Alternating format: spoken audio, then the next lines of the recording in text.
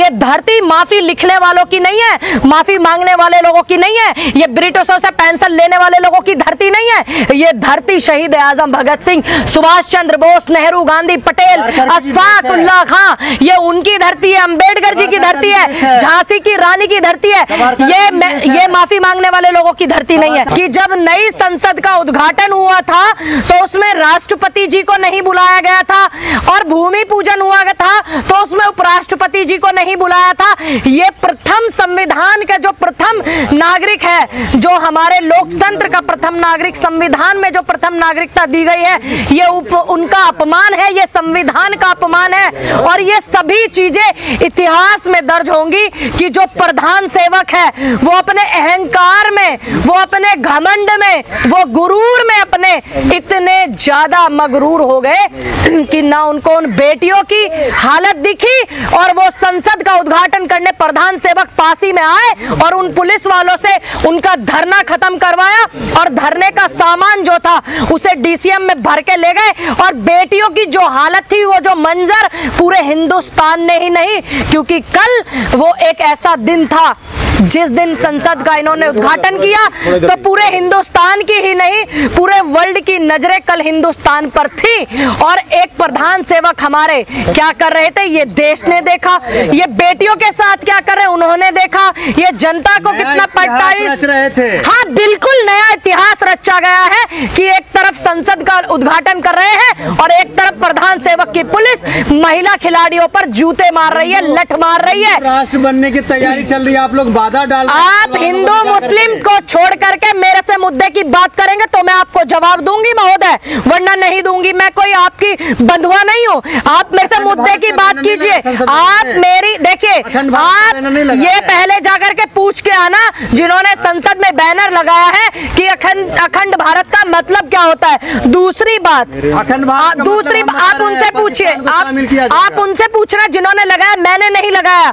दूसरी बात, यहाँ हम बात कर रहे हैं मुद्दे पर, हिंदू मुस्लिम की बात करेंगे आप, मैं मुद्दों पर बात करूंगी। जो कल देश में हुआ आप वो बात कीजिए, बेरोजगारी पर मेरे से बात कीजिए, शिक्षा पर मेरे से बात कीजिए, स्वास्थ्य सुविधाओं पर मेरे से बात कीजिए। और सबसे बुरा नजारा जो था कल संसद का, शायद आप लोगों ने देखा हो, आप लोगों ने शायद देखा हो कि जितने इनकी पार्टी में मुलजिम है, यानी कि ब्रजभूषण हो या फिर आशीष मिश्रा का पिता हो टैनी मिश्रा, सभी को इन्होंने संसद में बुलाया, लेकिन राष्ट्रपति जी को नहीं बुलाया। और आपने देखा उनको प्रधान सेवक को, सुनिए, प्रधान सेवक को दंडवत होते हुए पूरे वर्ल्ड ने देखा। किस चीज के सामने वो बोलने तो यार पहले क्या मैं बोल लूं कुछ, मैं बोल लूं, या तो आप मेरी बात पूरी हो जाने दीजिए तब मैं आपकी सुनूंगी।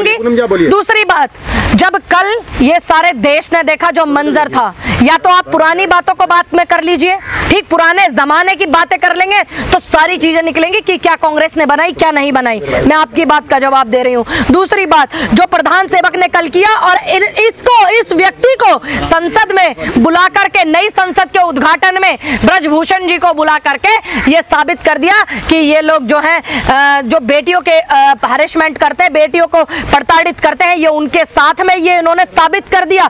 दूसरी बात, इन्होंने साबित कर दिया कि ये दंडवत हो रहे थे सगरोल के सामने।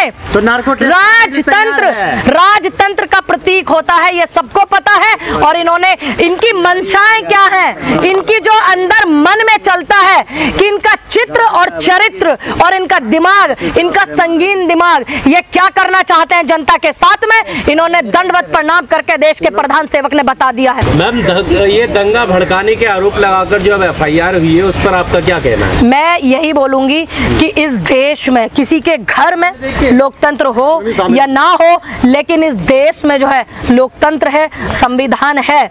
अगर किसी को इस देश में अपनी आवाज उठाने का हक है तो ये संविधान हक देता है। और ये आवाज जो है, ये क्या सोच रहे हैं, ये सब करने से क्या हो जाएगा, क्योंकि ये उस देश और उस खून और उस मिट्टी से ताल्लुक रखने वाले लोग हैं जिन्होंने तानाशाह को हरा करके देश को आजाद कराया था। ये धरती माफी लिखने वालों की नहीं है, माफी मांगने वाले लोगों की नहीं है, ये ब्रिटिशों से पेंशन लेने वाले लोगों की धरती नहीं है। ये धरती शहीद आजम भगत सिंह, सुभाष चंद्र बोस, नेहरू, गांधी, पटेल, अशफाक उल्लाह खां, ये उनकी धरती है। अंबेडकर जी की धरती है, झांसी की रानी की धरती है। ये माफी मांगने वाले लोगों की धरती नहीं है। मैंने बता दिया, माफी मांगने वाले लोगों की धरती नहीं है, ना ही उनके अनुयायी है। प्रधानमंत्री करीब कल फूल चढ़ा रहे थे। ये उनकी अपनी मंशा है और ये समझनी होगी जनता को कि जिस देश के इतने बड़े प्रधान सेवक, ठीक, इतने बड़े पद पर रहने वाले व्यक्ति एक राजतंत्र के प्रतीक के सामने दंडवत प्रणाम करते हैं, तो उनका आप मन समझ लीजिए कि वो जनता को और तुम तमाम मीडिया वालों को और इस देश की एक एक जनता को क्या संदेश देना चाहते हैं, कि उनकी मंशा क्या है, उनका चित्र और चरित्र क्या है, कि वो कितने राजतंत्र को फॉलो करते हैं और कितने लोकतंत्र को फॉलो करते हैं। ये उनकी मंशा है। बोले साधु संतों को सम्मान दिए प्रधानमंत्री, इससे पहले नहीं मिल रहा। अच्छी बात है, सबका सम्मान हो रहा था, तभी साधु संत अभी तक जो हमारे सनातन संस्कृति है वो बची हुई आ रही है। उनका सम्मान था देश में, है, सदा रहेगा। इसीलिए भारत की सनातन संस्कृति अभी तक बची हुई है और हमेशा रहेगा। समझ में? तब पार्लियामेंट जाएंगे नहीं जाएंगे, क्योंकि अब कभी तो जाना पड़ेगा ना। नहीं जाएंगे, क्यों नहीं जाएंगे? पार्लियामेंट तो जाना पड़ेगा। अभी हम जैसे लोग नहीं जाएंगे भैया, तो कौन जाएगा? कैसे जाएंगे आप? नहीं, कोई बात नहीं। हमारा काम है अपनी बात को रखने। वहां जो बैठे हुए हैं प्रधान सेवक जो है वो हमारे वोट से बैठे हुए हैं, तो हम उस हक से जाएंगे कि हमने उनको वोट दिया है और उनसे सवाल पूछने जाएंगे। सुन लीजिए, आप एक भी वीडियो दिखाइए जरा गाली की, मुकदमा कर दूंगी आप पर। मानहानि का ध्यान रखना। आप मानहानि का क्या आपको ये बोला मोदी जी ने कि पूनम पंडित ने मुझे गाली दिया? मैं अच्छे से जानती हूँ, तो आप कैसे करें? आप लोग नहीं बोले, आपने बोला आप लोग। और दूसरी बात, देश के प्रधान सेवक को देखिए कितना समय है, 99 गाली दिया, 94 दिया, 95 दिया, 96 दिया। उनके पास इन चीजों की फुर्सत है, लेकिन जंतर मंतर पर बैठी वो बेटियां, उनके लिए 2 मिनट का समय नहीं है कि वो उनकी बातें सुन ले। तो आप यही अंदाजा लगा लीजिए कि देश के प्रधान सेवक को कितना समय है।